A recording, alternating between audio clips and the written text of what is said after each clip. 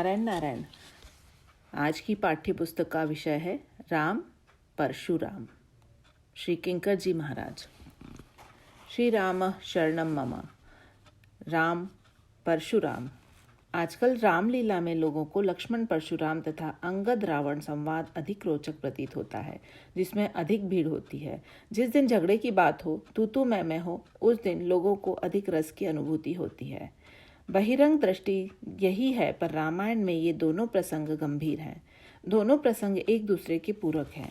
उस सूत्र पर आप दृष्टि डालिए जिस संदर्भ में ये दोनों संवाद हुए हैं। धनुष टूटने पर परशुराम जी आते हैं और उनके गुरु शंकर जी के धनुष के टूटने पर बड़ा क्रोध प्रदर्शित करते हैं और लक्ष्मण जी से संवाद होता है। कहना तो यह चाहिए कि यह राम राम संवाद है। तुलसीदास जी ने इसे लक्ष्मण परशुराम संवाद नहीं लिखा।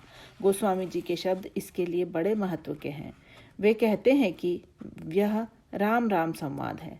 राम का परशुराम से संवाद हुआ, परंतु लोगों ने उतना रस और आनंद इसमें नहीं लिया जितना लक्ष्मण परशुराम संवाद में लिया, क्योंकि श्री राम के संवाद में इस प्रकार का व्यंग, विनोद और आक्षेप तो है ही नहीं। इसीलिए नाम चुनने में भी साधारण व्यक्ति ने अपनी रुचि का परिचय दिया तथा राम राम संवाद को भी लक्ष्मण परशुराम संवाद के रूप में ही देखना पसंद किया। इस प्रसंग की पृष्ठभूमि है धनुर्भंग के बाद परशुराम जी का क्षोभ, क्रोध और इस प्रसंग में उनका भगवान राम और लक्ष्मण से उत्तर और प्रत्युत्तर तथा दूसरा अंगद रावण संवाद लंका में हुआ। ये दोनों नगर एक दूसरे के विरोधी नगर हैं। जनकपुर विदेह नगर है और रावण की लंका देह नगर है। एक संवाद विदेह नगर में हुआ और दूसरा देह नगर में, और दोनों संवादों के केंद्र में श्री सीता जी ही है। धनुर्भंग के बाद श्री परशुराम जी का आगमन होता है।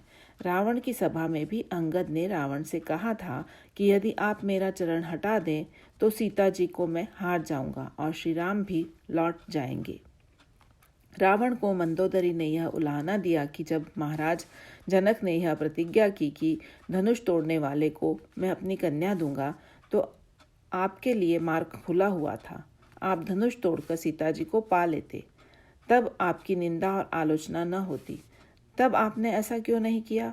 रावण ने अपनी बात बनाने के अनुकूल यह कहा कि मंदोदरी, अगर जनक ने केवल इतनी प्रतिज्ञा की होती कि धनुष उठाने वाले को मैं अपनी कन्या अर्पित करूंगा, तो मैं क्षण भर में धनुष उठा देता, क्योंकि जिसने शंकर जी सहित कैलाश पर्वत को उठा लिया, उसके लिए धनुष उठाना तो बाएं हाथ का खेल था। परंतु जनक जी ने शर्त रख दी तोड़ने की। तुम जानती हो, वह धनुष मेरे गुरुजी का था। गुरुजी की वस्तु को तोड़ना यह तो शिष्य के लिए उचित नहीं था। गुरुदेव का अनादर न तो हो, इसीलिए मैंने धनुष को नहीं तोड़ा। मंदोदरी को चुप हो जाना पड़ा। अंगद ने रावण की सभा में ही रावण की कलाई खोल दी। अंगद ने कहा कि जनकपुर में सीता जी की प्राप्ति के लिए जनक जी ने प्रतिज्ञा की थी। आज मैं प्रतिज्ञा करता हूँ कि जो मम चरण सकसी सटतारी, फिर ही राम सीता मैं हारी। 6:33-9। व्यंग्य क्या था? वहाँ उठाना और तोड़ना दोनों था, और यहाँ उठाना ही है, तोड़ना नहीं है। उठाने में भी कोई शंकर जी का धनुष नहीं, बंदर का चरण है। इसीलिए तुम चेष्टा करो। दोनों प्रसंगों के केंद्र में श्री सीता जी हैं और दोनों जगह प्रतिज्ञा से जुड़ी हुई बात है। अंगद ने श्री सीता जी को केंद्र में रखकर जो वार्तालाप किया, उसमें अंतर कहाँ है? यह बड़े महत्व का प्रश्न है कि अंगद रावण संवाद की परिणति वैसी नहीं होती जैसी श्री लक्ष्मण परशुराम संवाद की हुई। यहाँ बड़ा विचित्र व्यंग है। यहाँ पर धनुष टूटने के पूर्व ऐसा लगता था कि जैसे श्री सीता जी श्री राम को प्राप्त नहीं है, और वहाँ यह लगता है कि अंगद की प्रतिज्ञा तो बड़ी विचित्र है। श्री सीता जी तो श्री राम के पास नहीं है, श्री सीता जी तो लंका में है, और जब श्री सीता जी लंका में है ही, तब अंगद के द्वारा यह प्रतिज्ञा करना कि मैं श्री सीता जी को हारता हुआ, यह तो बड़ा विचित्र है। दांव पर तो आप उसी को लगा सकते हैं जो आपके पास हो और जो आपकी हो। जो वस्तु सामने वाले के पास पहले से ही है, उस वस्तु को दांव पर लगाना उचित नहीं प्रतीत होता। अंगद से बाद में बंदरों ने 2 प्रश्न किए कि एक तो आप यह बताइए कि रावण की सभा में आपने जो प्रतिज्ञा की उसका उद्देश्य क्या था, और प्रतिज्ञा करते समय आपके मन में कोई भय या चिंता हुई कि नहीं। और दूसरा प्रश्न यह किया कि जब रावण के मुकुट आपके हाथ में आए तो आपके उन मुकुटों को तुरंत क्यों फेंक दिया। आप तो लौटकर आने ही वाले थे। आप मुकुटों को बगल में दबाए रहते और जब आप भगवान राम के पास आते तो मुकुट उनके चरणों में रख देते, लेकिन आप इतने उतावले हो गए कि जो ही मुकुट आपके हाथ में आए आपने उनको तुरंत फेंक दिया। अंगद ने उत्तर दिया कि मैं रावण की कलाई खोलना चाहता था और वह खुल गई। स्थूल दृष्टि से देखने वालों को सभी को यह भ्रम होता है कि रावण ने सीता जी को प्राप्त कर लिया है, पर जब मैंने प्रतिज्ञा की और रावण ने यह कहा कि इस बंदर का पैर पकड़कर इसको पछाड़ दो, तो सुनकर मुझे हंसी आ गई। सबको यह धोखा है कि तुमने सीता जी को प्राप्त कर लिया है, पर अगर तुमने सचमुच प्राप्त कर लिया होता तो तुम यह प्रयत्न न करते। प्रयत्न करने का अर्थ यह है कि तुम्हारा प्राप्त करना नकली है, तुमने पाया कुछ नहीं। सीता जी को प्राप्त कर लेने की भ्रांति है। अंगद को प्रतिज्ञा करके चिंता हुई कि नहीं। चिंता तो आज तक पढ़ने वाले को भी हो जाती है। अगर चरण टल गया होता तो क्या होता। अंगद ने बंदरों से पूछा कि यह बताओ कि जो वस्तु मैंने दांव पर लगाई वह मेरी थी कि प्रभु की थी। अगर वह वस्तु प्रभु की थी तो चिंता प्रभु को होनी चाहिए कि मुझे होनी चाहिए। मैं क्यों चिंता करता और मुकुट फेंकने में इतना उतावलापन क्यों किया। अंगद ने 2 चमत्कार किए। चरण के द्वारा रावण की परीक्षा ली और जमीन पर मुक्का मारकर रावण को दूसरे सत्य का परिचय कराया। मुक्का मारते ही रावण मुंह के बल सिंहासन से जमीन पर गिर पड़ा। हनुमान जी ने रावण से कहा कि तुम प्रभु के चरणों को हृदय में धारण करो और लंका का अचल राज्य करो। रावण ने बिगड़ कर पूछा कि लंका का राज्य मैं नहीं कर रहा हूँ तो क्या तुम कर रहे हो। मेरी लंका मुझी को दे दो। पर हनुमान जी ने उसमें एक शब्द जो जोड़ा था उस पर रावण की दृष्टि ठीक से नहीं गई। वह शब्द था अचल। अभी तुम्हारा पद चल है, अचल नहीं है। अगर तुम भगवान के चरणों का आश्रय ले लोगे तो वह अचल हो जाएगा। रावण को हनुमान जी की बात पर हंसी आ गई कि मेरा पद तो अचल है ही, मुझे कौन हटाने वाला है। बंदर व्यर्थ की बात कर रहा है। अंगद ने जब मुक्का मारा और सिंहासन से रावण मुंह के बल गिरा तो अंगद का व्यंग था कि तुम्हारा पद तो इतना चल है कि बंदर के मुक्के से तुम गिर गए। तो जब ईश्वर का मुक्का पड़ेगा तो क्या होगा, यह कल्पना जरा कर लो। इसी को तुम अचल समझने की भूल कर बैठे हो। सृष्टि का कोई पद, कोई पदार्थ अचल नहीं है। ये सब अनित्य है। यही बताने के लिए अंगद ने मुक्के का प्रहार किया था, अपने बल और पौरुष का प्रदर्शन करने के लिए नहीं। रावण जब गिरा तो उसने भी वही किया जो संसारी लोग करते हैं। जब कोई गिरता है या सत्ता छूटने लगती है तो फिर से पकड़ने की चेष्टा करता है। यह मानवीय स्वभाव है, प्रकृति है। गिरते ही रावण को सबसे पहली चिंता अपने मुकुटों की हो गई। तुरंत उसने अपने हाथ बढ़ाए और फलतः 6 मुकुट रावण के हाथ में आ गए और 4 मुकुट अंगद के हाथ में। रावण प्रसन्न हो गया क्योंकि शास्त्रों में यह कहा गया कि जब सर्वनाश हो रहा हो तो आधा बचा लेने वाला भी पंडित है। तो चलो, मैंने तो 5 की जगह 6 मुकुट बचा लिए। इससे मेरे पांडित्य में किसी को संदेह नहीं होना चाहिए। अंगद के हाथ में 4 मुकुट ही आए। बंदरों ने पूछा कि आप उन मुकुटों को अपने सिर पर रख लेते या चारों ओर सुरक्षित रख लेते तथा अदल बदल करके लगाया करते। अंगद ने कहा कि रावण के सिरों पर जब मुकुट टिक नहीं पाए तो मेरे सिर पर भी नहीं टिकेंगे। इनको तो भगवान के चरणों में ही भेज देना चाहिए। सत्ता को सिर पर धारण करेंगे तो बोझ बनेगा और अगर चरण में रखेंगे तो मानो बोझ उतार लिया। अंगद ने कहा कि भला मैं ऐसी भूल क्यों करता। मैंने तो बोझ उतार दिया और बोझ उतारने में भी मैंने देरी नहीं की। बड़ा सौभाग्य है इन मुकुटों का कि इतने दिन कुसंग में रहने के बाद भी अंत में भगवान के चरणों में जाने की व्यग्रता उनके मन में आ गई और जो प्रभु की शरण में जा रहा है उसमें विलंब नहीं करना चाहिए। मुझे लगा कि इन मुकुटों में इतनी व्यग्रता है कि ये मुझसे भी पहले प्रभु की सेवा में पहुंचना चाहते हैं। जब मुकुटों को आते देखा तो बंदरों को ऐसा लगा कि मानो रावण ने 4 तेजोमय बाण हम लोगों को मारने के लिए भेजे हैं। प्रभु ने कहा कि डरो मत, इनको अंगद ने भेजा है। तब हनुमान जी ने छलांग लगाई। तरकी पवन सुत कर गए आनी धरे प्रभु पास। 6:32 क। अंगद ने अपने आने के पहले ही मुकुटों को भेज दिया और हनुमान जी ने भी अनोखा काम किया। मुकुट तो नीचे आ ही रहे थे, फिर हनुमान जी को ऐसा क्या था कि वे उछल गए। हनुमान जी ने कहा कि अंगद ने इसको भेजा है, यदि वे फिर जाएं तो इससे बुरी बात और क्या होगी। जो प्रभु के पास आना चाहता है उसको तो आदर पूर्वक प्रभु के चरणों में पहुंचाना चाहिए। भगवान कहते हैं, एक किरीट 10 कंधर केरे, आवत बालित नय के प्रेरे। 6:31-10। यहाँ पर प्रेरे शब्द कहा गया, अर्थात अंगद की प्रेरणा से आ रहे हैं। अंगद के फेंके हुए हैं ऐसा नहीं कहा। अभिप्राय है कि जो प्रभु की ओर आ रहा है वह तो चेतन है, जड़ कैसे हो सकता है।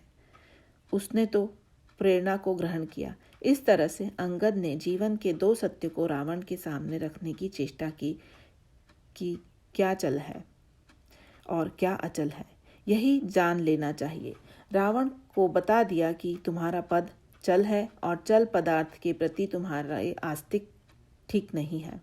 अंगद के पद रोप कर उसे अचल बनाकर दिखा दिया कि तुम प्रत्यक्ष रूप से देखो कि लंकेश होते हुए भी तुम्हारा पद चल हो गया है और मैं बंदर हूँ, उसका पैर तो चंचल होता है, वह अचल हो गया और इसीलिए अचल हो गया कि जो हनुमान जी ने कहा था उसको प्रत्यक्ष रूप से देख लो। हनुमान जी ने कहा था कि रामचरण पंकज उर धरहु, लंका अचल राजु तुम करहु। 5:22-1।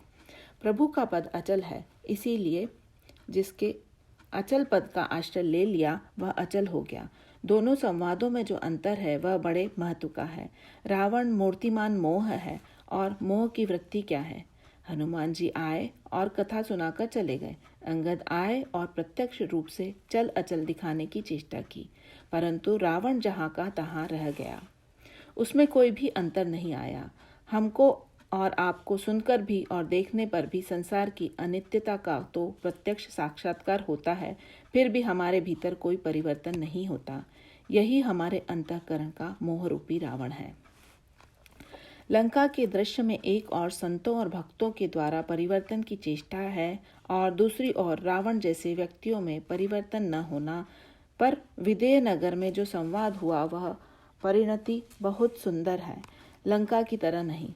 भले ही उसमें बड़ी तूतू में दिखाई देती है, लेकिन इसका अंतिम परिणाम कितना बढ़िया हुआ। साधारण व्यक्ति तो यह कहेगा कि परशुराम जी हार गए, श्री राम जी जीत गए, पर सचमुच वह प्रसंग जीत हार का प्रसंग नहीं है। यदि जीत हार की बात होती तो श्री राम को गर्व होता कि मैंने परशुराम को हरा दिया, और परशुराम को क्षोभ होता कि मैं एक क्षत्रिय कुमार के सामने भरी सभा में हार गया। लेकिन परशुराम जी को तो इतना आनंद हुआ कि शरीर में रोमांच हो आया, आंखों से आंसू आ गए, गदगद हो गए। परशुराम जी तो इन बातों से सदा दूर थे, लेकिन पहली बार यह प्रक्रिया हुई कि जब उन्होंने श्री राम को पहचाना तो गोस्वामी जी कहते हैं कि इतने आनंदित हो गए, जाना राम प्रभाऊ तब पुलकित प्रफुल्लित गात। 1:284। पुलकित हो गए, प्रफुल्लित हो गए और बड़ी प्रसन्नता से उस भरी सभा में श्री राम की स्तुति की। परशुराम जी के लिए यह कितना बड़ा त्याग था, इसकी आप कल्पना कीजिए। संसार में तो कुछ लोग 2 तरह का व्यवहार करते हैं। अकेले में तो चाहे चरण छू लें, पर सभा में वे चरण छूने से डरते हैं क्योंकि लोग समझेंगे कि ये कितने बड़े हैं। पर परशुराम जी के चरित्र की महिमा देखिए कि जिन्होंने जीवन भर क्षत्रियों को हराया, उनका संहार किया, वे आज भरी सभा में एक क्षत्रिय बालक की स्तुति कर रहे हैं। वे चाहते तो हार कर चुपचाप लौट जाते या बदला लेने की योजना बनाते, पर ऐसा नहीं हुआ। उन्होंने इतनी बड़ी सभा में, जहां संसार के सारे राज्य एकत्र थे, वहां श्री राम की स्तुति करते हैं और बार बार जय बोलते हैं। जय रघुवंश बनज बन भानु, गहन धनुज कुल गहन कसानु, जय सुर विप्रधेनु हितकारी, जय मद मोह कोह ब्रह्महारी। विनयशील करुणा गुण सागर, जयति बचन रचना अति नागर। सेवक सुखद सुभग सब अंगा, जय शरीर छवि कोटि अनंगा। करो काह मुख एक प्रशंसा, जय महेश मम मानस हंसा। अनुचित बहुत कहौ अज्ञाना, क्षमहु क्षमा मंदिर दो भ्राता। कही जय जय जय रघुकुल केतु, भृगुपति गए बनहि तब हेतु। 1-284 1 से 7। सूक्ष्म तत्व क्या है? एक और है भगवान श्री राम और दूसरी ओर है परशुराम। दोनों राम है, एक ही नाम है। इसका अर्थ क्या हुआ? यही है स्वरूप के संबंध में भ्रांति।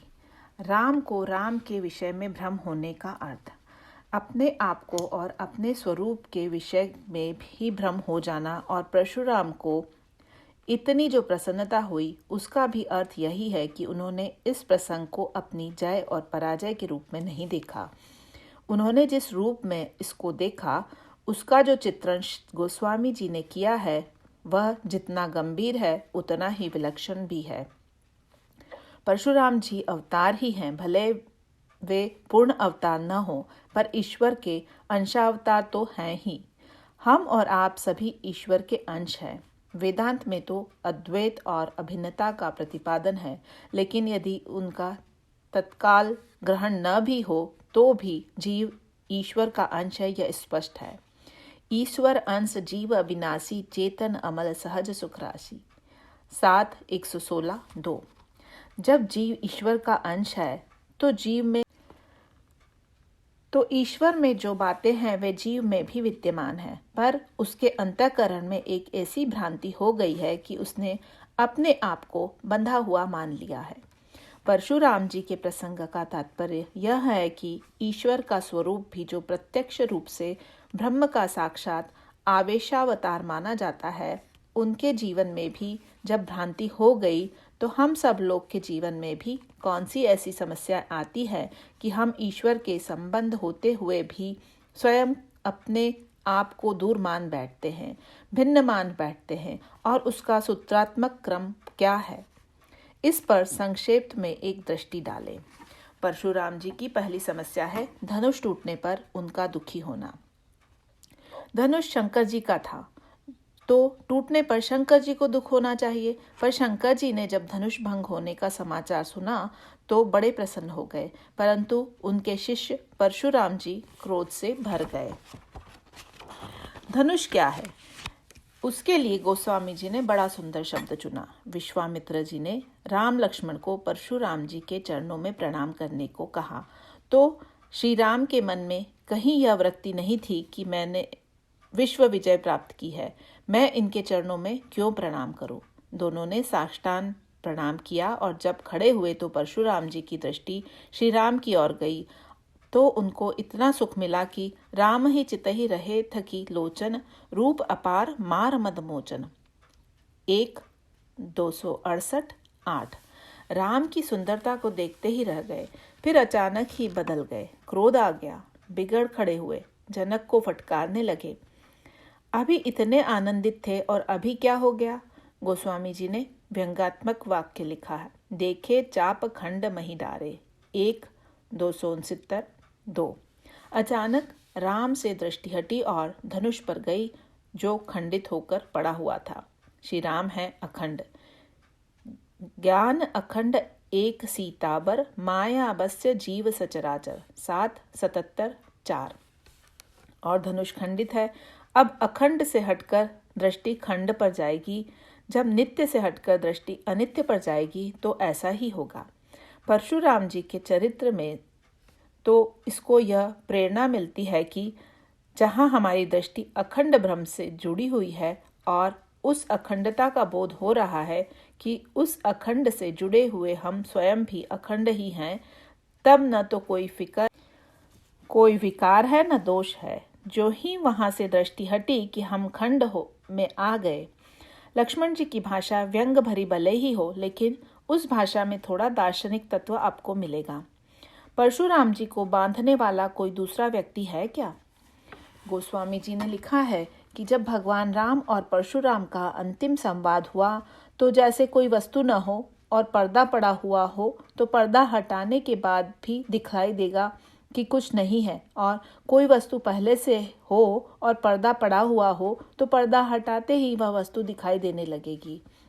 तब परशुराम जी, लक्ष्मण जी और भगवान राम के संवाद का फल क्या हुआ? गोस्वामी जी ने वाक्य लिखा। सुनि मृदु गूढ़ बचन रघुपति के, उघरे पटल परशुधरमति के। 1-283 6। परशुराम जी की बुद्धि पर जो आवरण छा गया था वह आवरण दूर हो गया। बस यह आवरण ही तो समस्या है। परशुराम जी की बुद्धि पर केवल आवरण छा गया था और कुछ नहीं हुआ।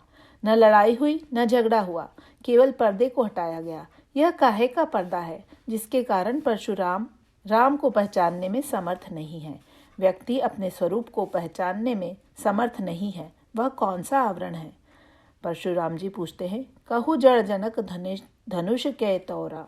1-269 3। क्रोध में जनक को जड़ कह दिया। जनक तो संसार के प्रसिद्ध ज्ञानी थे। तोड़ने वाले की खबर हम लेंगे ही, परंतु सबसे पहला मूर्ख तू ही है, क्योंकि तोड़ने का झगड़ा तो तूने ही खड़ा किया है। तू ही बता।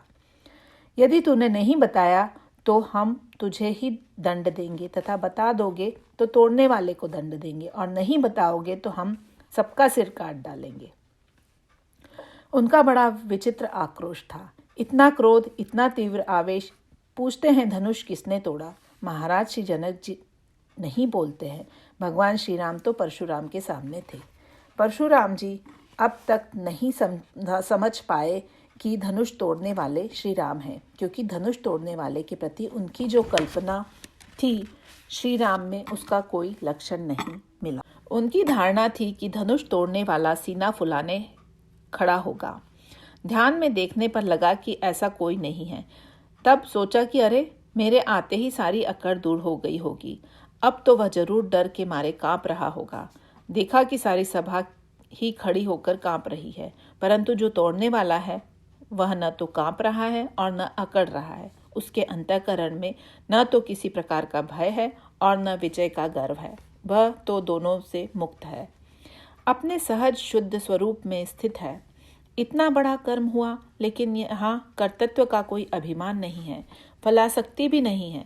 सहज भाव से कार्य हुआ और श्री राम सहज भाव से खड़े हैं, जैसे कुछ हुआ ही नहीं। उनकी दृष्टि में सचमुच कुछ हुआ ही नहीं। श्री राम के उत्तर की भाषा दार्शनिक है। वे कह सकते हैं कि धनुष मुझसे टूट गया है, आप क्षमा कर दीजिए या दंड दे दीजिए, लेकिन ऐसा नहीं कहा। वे कहते हैं, नाथ शंभु धनु भंज निहारा, हो हरि केऊ एक दास तुम्हारा। 1-270 1। इस वाक्य को सुनकर तो कल्पना भी नहीं हो सकती कि ये ही धनुष को तोड़ने वाले हैं। ये तो कह रहे हैं कि धनुष तोड़ने वाला कोई दास होगा, और वह भी आपका। पर अगला वाक्य है, आयसु काह कहिय किन मोही। 1-270 2। आप मुझे आज्ञा दीजिए। परशुराम जी चक्कर में पड़े कि तोड़ने वाले को मुझसे बात करनी चाहिए, परंतु ये तो कह रहे हैं कि मुझे आज्ञा दीजिए।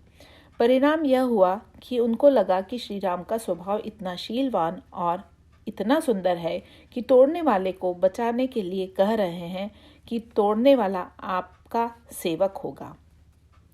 वस्तुतः धनुष शंकर जी का शिष्य है और परशुराम जी भी शिष्य हैं, परंतु धनुष के रूप में शिष्यबाजी ले गया और परशुराम जी पिछड़ गए। शंकर जी बड़े प्रसन्न हैं और धनुष की प्रसन्नता की तो कोई सीमा ही नहीं। भगवान शंकर मुक्ति के दाता हैं, धनुष तो उनके हाथ में ही रहता है। भगवान शंकर से एक दिन धनुष ने पूछा कि आप संसार को तो मुक्ति देते हैं, लेकिन मुझको तो बांधते हैं। बिना डोरी बांधे तो धनुष चलेगा ही नहीं, तब मेरी मुक्ति कब होगी? तो शंकर जी के चेले को मंत्र दे दिया कि जब तक रहोगे तब तक बंधोगे जरूर। जब तक मैं की सत्ता है तब तक बंधन है, उससे छुट्टी नहीं। जब तुम नहीं रहोगे तो अपने आप मुक्त हो जाओगे। जब भगवान राम आएंगे तो तुम्हें इस बंधन से सदा सदा के लिए मुक्ति मिल जाएगी। यह धनुर्भंग मुक्ति की प्रक्रिया थी। सदा सदा के लिए बंधन से मुक्त हो गया। किसी ने कहा कि श्री राम ने बड़ा विचित्र व्यवहार किया, तुम्हें उठाकर फिर नीचे पटक दिया। धनुष ने कहा कि आनंद ही आनंद है, क्योंकि उठाया तो अपने हाथों में और गिराया तो अपने चरणों में। मुझे इतना बड़ा सौभाग्य मिला, इससे बढ़कर मेरे लिए सौभाग्य की और क्या बात होगी। शंकर जी प्रसन्न हैं, धनुष बहुत प्रसन्न है, पर परशुराम जी क्रुद्ध हो रहे हैं। श्री राम ने जब यह नहीं कहा कि मैंने तोड़ा है, तो इसका अभिप्राय यह है कि उनमें कर्तृत्व की स्वीकृति नहीं है। बस दोनों राम में यही अंतर है। एक राम में कर्तृत्व का अभिमान है और दूसरे राम में कर्तृत्व की अस्वीकृति है। एक राम कहते हैं, निपट ही द्विज करी जान ही मोही। 282 1। मैं बताता हूँ कि मैं कौन हूँ। मूल सूत्र यही है कि अखंड से दृष्टि खंड पर जाएगी तो दुखी होना पड़ेगा, और कर्तृत्व को स्वीकार कर लेंगे कि मैंने यह किया तो समस्या अवश्य आएगी। श्री राम के द्वारा धनुष टूटा और परशुराम जी ने क्षत्रियों का संहार किया, लेकिन दोनों रामों में अंतर यही है कि एक तो यह दावा करता है कि निपट ही द्विज करि जान ही मोही, मैं जस विप्र सुनावहु तो ही, चाप श्रुवासर आहु ही जानू, कोप मोर अति घोर कृसानु, समिधि सेन चतुरंग सुहाई, महामहीप भय पशुआई, मैं एहि परसु काटी बलि दीन्हे, समर यज्ञ जब कोटिन कीन्हे, मोर प्रभाव विदित नहीं तोरे, बोलसी निदरी विप्र के भोरे। 282 1 से 5। मैं और मोर से भरा पड़ा है उनका भाषण। प्रभु को हंसी आ गई। जब कोई व्यक्ति मैं और मेरेपन को स्वीकार करेगा, कर्तृत्व को स्वीकार करेगा, अखंड से हटकर खंड से दृष्टि जोड़ेगा, तो चाहे वह साक्षात ईश्वर का ही अंश क्यों न हो, उसके जीवन में भी दुख और उद्वेग आए बिना नहीं रहेगा। मानो परशुराम संवाद का प्रारंभ से तत्व के रूप में रहस्य यही है।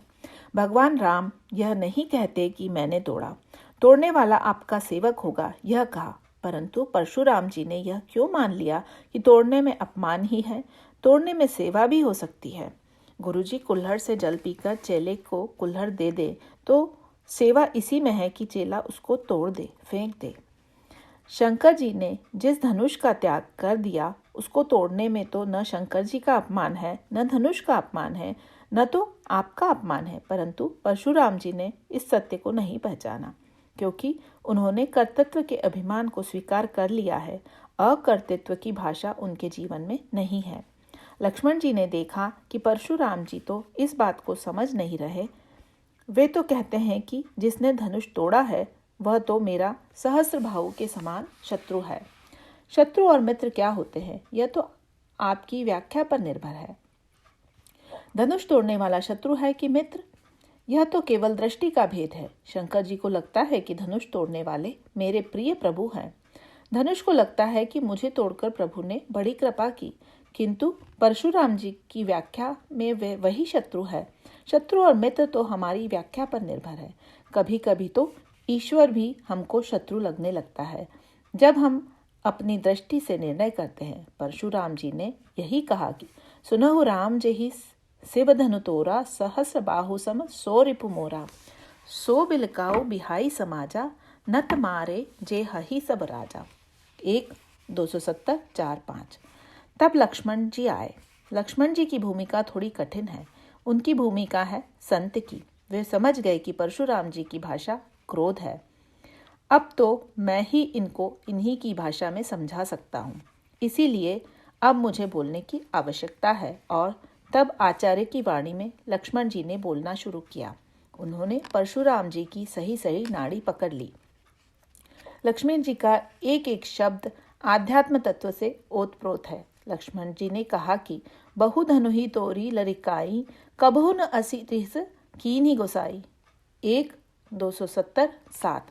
समस्या न तो धनुष है और न टूटना, समस्या तो बस एक ही है, जिसे उन्होंने एक वाक्य में ही कह दिया, यही धनु पर ममता के ही हेतु।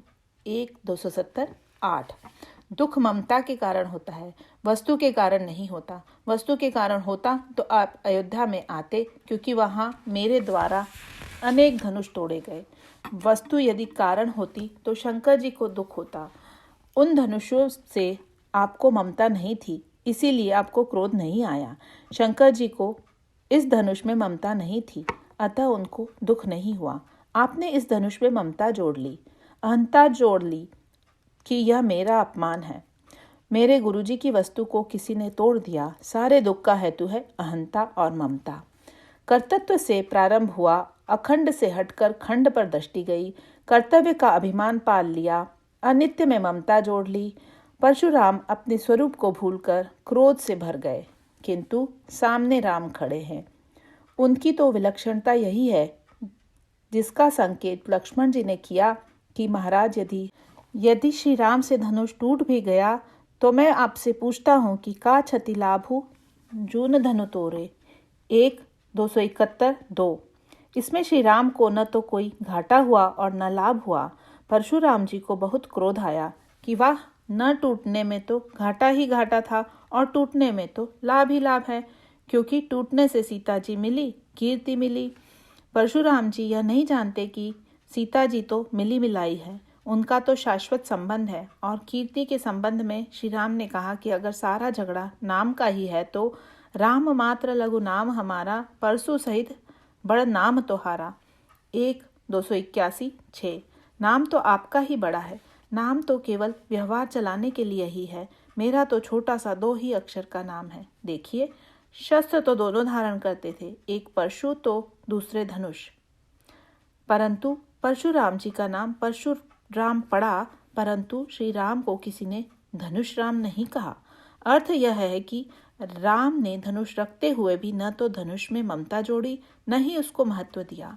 परशुराम जी ने फरसे को इतना महत्व दिया कि मानो फरसे से बढ़कर संसार में कुछ है ही नहीं।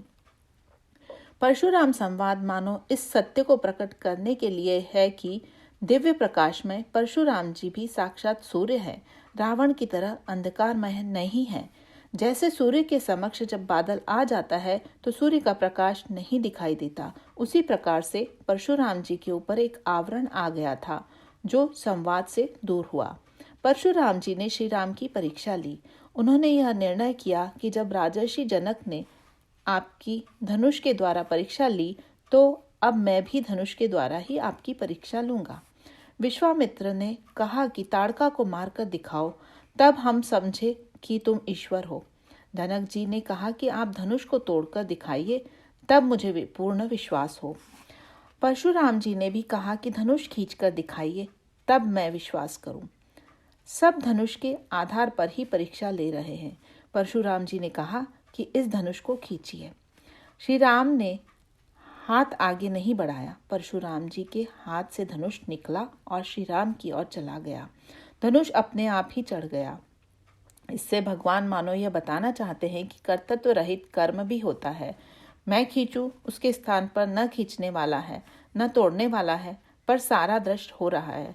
जब स्वयं धनुष श्री राम के हाथों में पहुंचकर चढ़ गया तो जाना राम प्रभाव तब पुलक प्रफुल्लित गात, जोरी पानी बोले बचन हृदय न प्रेम अमात। 1-284। तब पहचान गए, अरे ये तो साक्षात ब्रह्म है और इनमें तो कोई भिन्नता हो ही नहीं सकती। मेरी बुद्धि के ऊपर एक आवरण आ गया था, अहंता एवं ममता के कारण तथा खंडित दृष्टि के कारण। अब वह मिट गया, अब मैं प्रसन्न हूँ। भगवान राम ने एक बार कह दिया कि महाराज, मुझ में तो गुण है ही नहीं। परशुराम जी ने पूछा कि बिना गुण के व्यवहार चलेगा क्या? तो भगवान राम ने कहा कि हाँ महाराज, व्यवहार तो बिना गुण के नहीं चलेगा। मुझ में तो कोई गुण नहीं है, पर धनुष में एक गुण है। देव एक गुनु धनुष हमारे, नव गुण परम पुनीत तुम्हारे। 1-281-7। इसी के द्वारा व्यवहार चलता है। और धनुष को चुनने का अर्थ क्या है? फरसे में और धनुष में अंतर क्या है? धनुष की डोरी चाहे जब चढ़ा लीजिए और चाहे जब उतार दीजिए, पर फरसा तो जब चढ़ेगा तब चढ़ा ही रहेगा, उतरने की तो कोई बात ही नहीं है। दोनों में अंतर यही है। परशुराम जी को ईश्वर भी शत्रु प्रतीत हो रहा है। लक्ष्मण जी पर भी अत्यंत क्रोध आ रहा है, यद्यपि लक्ष्मण जी तो उनको सत्य का साक्षात्कार कराना चाहते थे।